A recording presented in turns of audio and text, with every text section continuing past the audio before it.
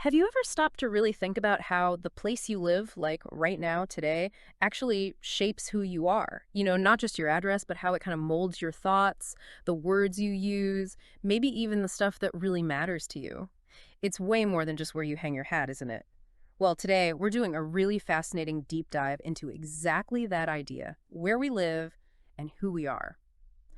Our mission, basically, is to pull back the curtain and explore how our environment, whether it's our local neighborhood, our city, or even our whole country influences us as individuals, yeah, but also as communities. Think of it like uncovering a secret ingredient in your identity. Pretty cool, huh? That's exactly it. It's actually incredibly profound when you dig into it. This isn't just about, drawing a line on a map somewhere. It's about the living, breathing environment all around us. It's this dynamic force constantly interacting with us, shaping us, often in ways we don't even consciously realize until we start looking closer.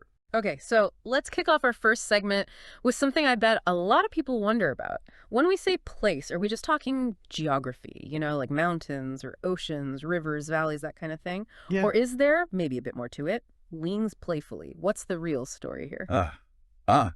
Yeah, that's a perfect place to start because, while the physical landscape is definitely part of it, the research we dove into shows that place is much richer. It's like a complex tapestry, really, woven from loads of different threads beyond just geology, you say. Oh, absolutely. The material we looked at really emphasizes that it's a whole bundle of things, kind of layered on top of each other. It includes our neighborhoods, right? Those are all about the rhythms of our daily routines, the local culture, those unique traditions that might define just your block or a few streets. Think about the specific vibe of your street, maybe, or the little shops right around the corner. That's part of it. Then you step out a bit further to cities or villages. These bring in the bigger picture, the opportunities available, maybe the different kinds of people you meet, the infrastructure too, like roads, buses, those great local parks. And then, zooming out even more, our countries. They chip in with the national laws, the shared history we learn, and even how we identify on a bigger global scale. These different scales all kind of stack up, creating a really unique environment for each of us. Right. And what this means is that these layers of place, they aren't just background scenery. Not at all. They actively start to build our sense of belonging. They literally shape how we see the world. From our day-to-day interactions right up to our biggest ideas about life, what we call our entire worldview. And by worldview, we're talking about that fundamental lens you use to interpret everything. A framework of beliefs, values, Yeah. often built before you even notice it's there. So that sense of place sounds less like a backdrop and more like, well, like an active sculptor, maybe. So, okay, what are the specific tools this place power uses? How does it carve out our identities? The research pointed to a few really interesting areas, and you'll definitely recognize these. First up, language and dialects. It's not just the words, is it? It's the little inflections, the regional sayings, the slang, these sort of linguistic fingerprints give away where we're from, and they subtly influence how people see us, maybe even how we think. Like, some studies suggest languages handle time differently, which could actually change how people perceive time itself. Yeah, Wild. it really is. Yeah. Fascinating stuff. Then you've got food and lifestyle. Our food traditions are so tied to where we are. Our diets are often shaped by the climate, what grows nearby. Think coastal town seafood versus a hearty farm food inland. Big difference. Huge difference. And think about the social aspect of food, too, the rituals around eating. Exactly.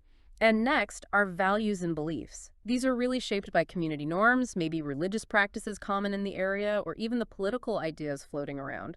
It's interesting, like a place that faces scarcity might develop really strong community values around sharing, totally different from maybe a big city with tons of resources. That makes perfect sense. The environment shapes the social contract, in a way.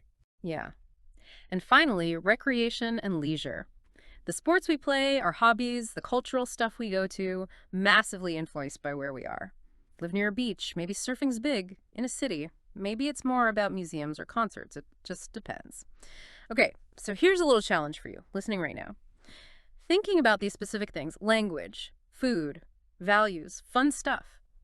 How might two people from really different places see the world completely differently? What pops into your head? Imagine someone from a huge, busy city versus someone from a tiny, quiet village. Their daily lives, what they care about, their whole outlook. It'd be incredibly distinct, wouldn't it? Definitely. That contrast really highlights the power of place. All right, so we've kind of mapped out how our immediate surroundings, our street, our town shape us. But what happens when we think bigger? Like the sheer variety of environments across the whole planet, what kind of drastically different lives come out of those wildly varied landscapes? I mean, if you could just snap your fingers and wake up somewhere totally different tomorrow, how different would your day actually be? It's a great question to ponder because the differences can be massive. Yeah, and our sources give some good examples. First, think about coastal communities. Life there often revolves around fishing, maybe tourism, beautiful beaches, fresh seafood sounds great, right? But they're also often on the front lines of climate change, rising sea levels, bigger storms. That breeds a certain kind of resilience, maybe a strong community spirit. Absolutely. A shared vulnerability can create strong bonds. Then you have mountain regions. People there often have really adapted lifestyles, maybe farming on terraces, lots of hiking or skiing. Sometimes, yeah, these places can feel a bit more isolated, which often means unique traditions get preserved and communities can be really tight knit. That isolation can be a double-edged sword, preserving culture, but maybe limiting other kinds of interactions. Right. And then the opposite end, maybe urban centers, Yeah. big cities. These are like melting pots, right? Yep. Cultures mixing, loads of economic opportunities, generally a really fast pace of life, nonstop. Closing with energy, yeah. Constant change and stimulation. And then there are rural areas. Often a really strong connection to the land, maybe more focus on preserving traditions. Communities can be super close knit, where everyone kind of knows everyone, deep interdependence there. Each environment fosters different strengths, different challenges. So, thinking about those examples coastal, mountain, urban, rural which one sounds most like your own place? And which one feels the most different? Just take a second, picture yourself in each one. How would you fit in or not fit in? And what's really fascinating, I think, is how these physical environments don't just sit there looking pretty. They actively create distinct social structures, different ways of life. And that hits individuals directly because the opportunities you have, the challenges you face, even the skills people value, it's all tied up with that environment. Like, consider this. A kid growing up in a fishing village learns different things, maybe about tides, boats, than a kid in a huge city learning to navigate, say, a complex subway system or digital stuff. It's a really direct, powerful influence on who we grow up to be. Okay. So we've pretty much established place shapes you a lot. But what happens if you move? You pack your bags, go somewhere new. Does your identity just like come along unchanged in the suitcase? Can who you are actually shift and evolve when you land in a new place? It's not like you just hit a reset button, is it? No, definitely not a reset button, but things definitely change. Right.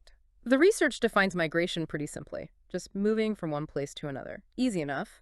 But while the definition's simple, the ripple effects on identity, wow, that's anything but simple. Exactly. When someone moves, it kicks off all these significant changes across many parts of their identity. Think about language and communication. You might learn a whole new language or just pick up new accents, new ways of saying things. That alone can subtly change how you think, how you express yourself. Yeah, that makes sense.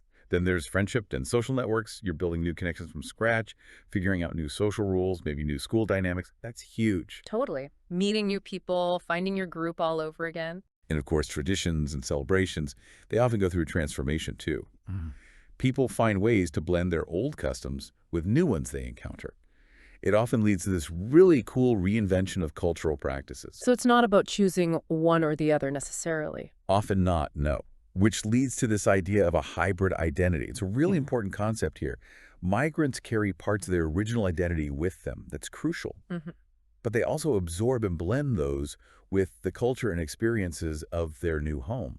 It's not about losing who you were. It's more like adding new, rich layers, like a cultural remix. A cultural remix, I like that. Yeah. A great example is, say, an immigrant family moves to Canada. They might celebrate Canadian Thanksgiving, that's new for them. But they might also celebrate a big traditional holiday from their home country with just as much passion. That's not just juggling dates on a calendar. It's a living example of blending cultures, creating something unique. That blending makes me think. This raises a really important question, especially today.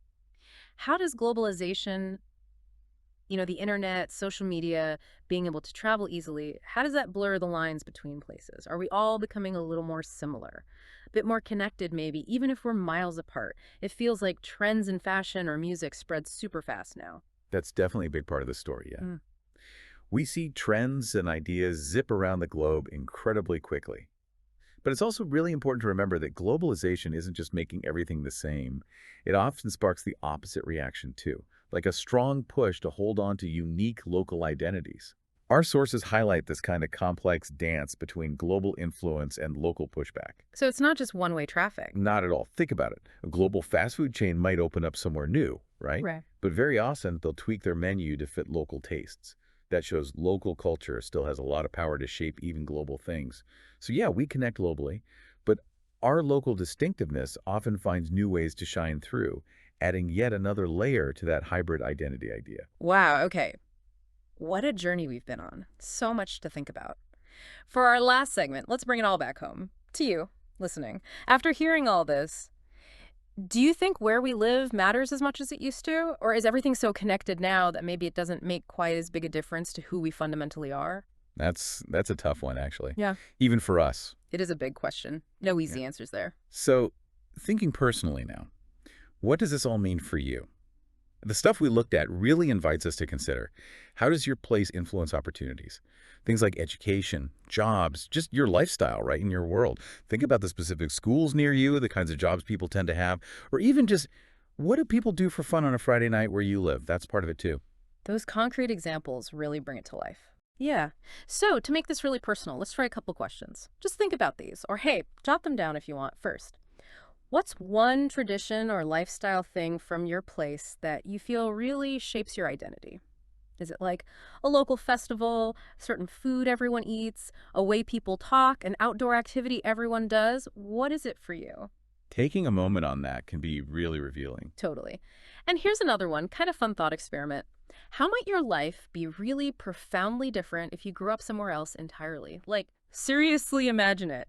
Different language, totally different food, different things you'd value or worry about. It really makes you think about how much of you is tied to where, doesn't it? Absolutely. And these aren't just, fun what ifs. By really engaging with questions like these, you're doing more than just daydreaming. You're flexing your critical thinking muscles. You start to understand yourself better, sure, but also you build empathy. You get a deeper feel for people from different backgrounds, different places. It's genuinely a powerful way to broaden your own worldview and connect with, well, the amazing diversity of people out there. And to take it maybe one step further, our sources suggested this cool activity called mapping identity. We'd love for you to try this out sometime. Think about a place that's special to you. It could be your neighborhood, your town, even just a favorite park or room in your house. And kind of create a map in your head or actually draw one. Include stuff like physical features, climate, landmarks, whatever stands out. Then social features, language, traditions, values you notice. And maybe most important, your own feelings and memories tied to that place. That personal connection is key. Exactly. And the goal is to be able to finish this sentence clearly. This place shapes me because, maybe come up with 2 or 3 reasons. It's a really neat, practical way to see that direct link between where you are and who you're becoming. Wow, what an incredible deep dive that was into something we probably take for granted almost every single day. The huge, sometimes subtle, often surprising power of place in shaping us. We've seen how everything from tiny daily routines to massive global connections plays a role. It's just undeniably clear. Places are incredibly powerful in shaping us as individuals and shaping our communities too. Indeed. And I think what this really drives home is that thinking about this stuff isn't just an exercise. It's like opening a door to deeper self-awareness and also to understanding our interconnected world better. Imagine actually taking a minute to write down just for yourself, the place I live makes me feel, what comes up, or maybe one thing I really appreciate about where I live is. Hmm. You might genuinely surprise yourself with what you discover. Or here's another one. If you could pick any other place to live for a while, just to experience it, where would you choose? And why that place? Thinking about that why can tell you so much about your own values, your curiosities, what really sparks your interest. Oh, absolutely. That's a fantastic thought to leave everyone with. Understanding your connection to place, it's an ongoing adventure, really. One that helps you understand yourself, yeah, but also everyone around you too. So keep thinking, keep exploring, and keep understanding how your world makes you, you. Have you ever stopped to really think about